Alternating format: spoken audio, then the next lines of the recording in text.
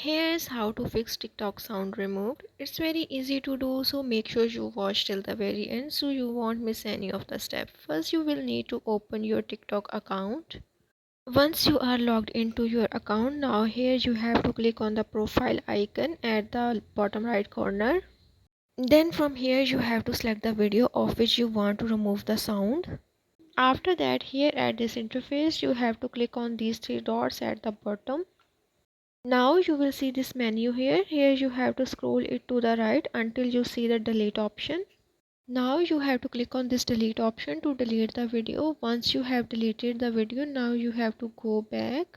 Then here you have to click on the upload option next to the camera icon. Now as you can see, it redirected me to my mobile's gallery. Now from here you have to select that exact video. After selecting the video, now you have to click on the next button.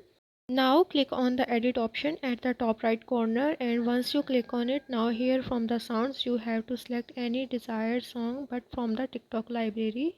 Now you have to mute this original sound and use the video sound. By doing this, we are just faking TikTok that we are using their music. Once all done, now you have to click on the save button at the top. Then click on the next button, and after that you have to click on the post button to post this story. So this is how you can fix TikTok video audio remove.